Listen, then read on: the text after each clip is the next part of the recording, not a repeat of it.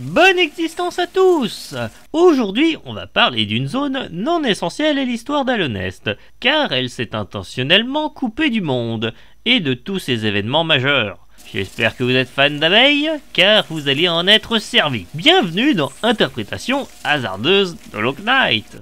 On débute avec le bestiaire pas du tout varié de la zone. En effet, cette ruche est isolée de toute forme de vie extérieure, donc il n'y a aucune autre forme d'insecte qui a pu voir le jour ici. Toutefois, les seuls habitants non abeilles ayant été autorisés à vivre dans le royaume sont des anciens habitants d'Alonest, qui se sont probablement perdus dans les environs et dont les corps servent de mini-ruches pour faire naître des petits ruchelins. Oui, c'est très macabre, mais il semblerait que ça ne les dérange pas du tout, qui visiblement apprécient cette cohabitation et sont même protégés par les petits. Oui, ils sont comme mes bébés, ils sont si doux et soyeux.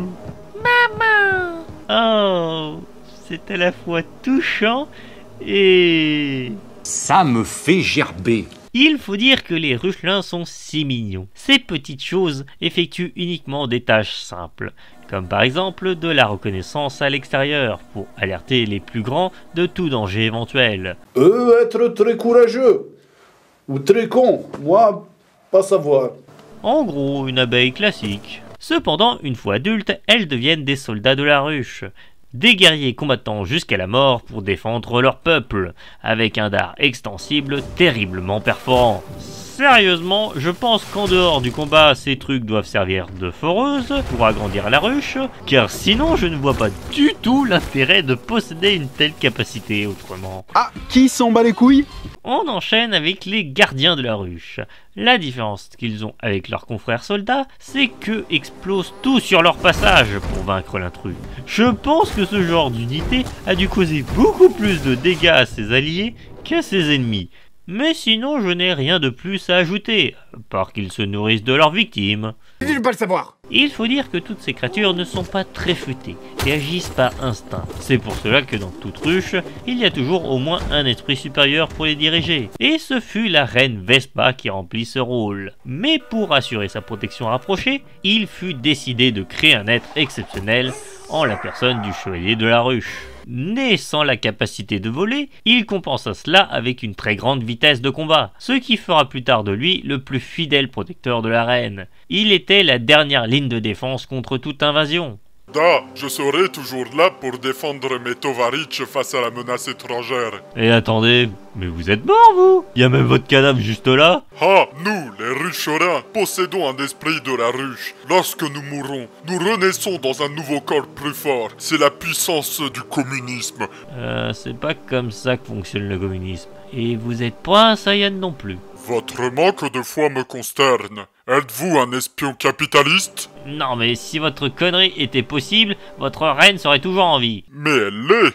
Non, je suis bien morte. Silence, fantôme imposteur. Non mais continuez, il finira bien par l'accepter.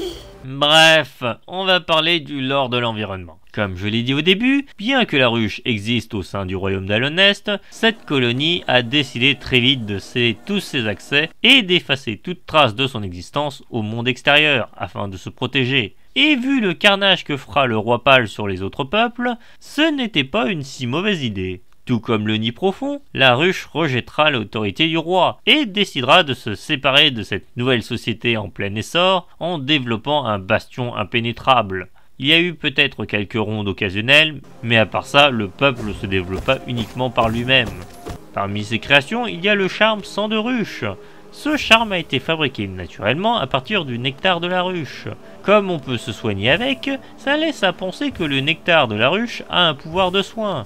Donc c'est une bonne chose que le roi pâle ignore ceci. D'ailleurs, la présence de sièges de bureau ici pourrait nous laisser penser que le roi pâle a demandé à des habitants d'explorer la ruche et d'en faire un rapport. Mais on finit par se transformer en carcasse de ruchelin. Cette théorie justifierait la présence de chaises. Sinon, il n'y aurait pas de logique à mettre de telles choses pour des êtres qui ne savent que voler. Certaines théories laissent à penser qu'Ornay a été entraîné par la ruche durant sa jeunesse. Il faut dire qu'au début du développement du jeu, la ruche et le nid profond étaient très proches, au point que certaines réponses des développeurs laissent à penser que c'est vrai. ou bien ils en ont gardé des traces, car par exemple l'attaque d'Ornay est similaire à celui du chevalier de la ruche.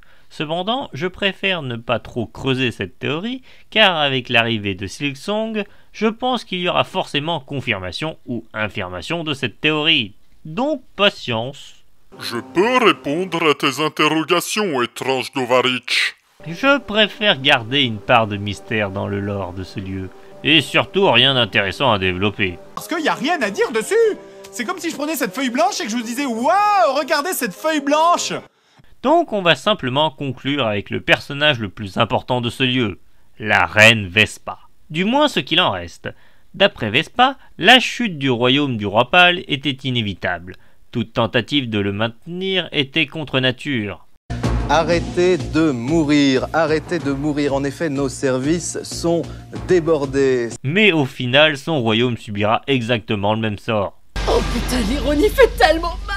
En effet, on peut se douter qu'elle possédait une influence similaire au roi pâle, ou à Radiance, étant donné que celle-ci a dirigé la ruche bien avant la création d'Alonest et que ses habitants devaient probablement posséder une conscience plus développée avant que l'infection ne touche ce lieu. Cependant, la disparition des dirigeants des deux royaumes a eu le même effet désastreux, car en leur absence, les habitants privés de leur aura ont fini par retourner à un état primitif et être contrôlés par Radiance. En effet, cet isolement des conflits extérieurs ne fut pas pour autant bénéfique à la ruche, car la reine finit par grandir tellement qu'elle en mourut. Je suis coincé, sa mère la paix! En tout cas, c'est la justification la plus populaire, car celle-ci a très bien pu mourir de vieillesse ou de maladie.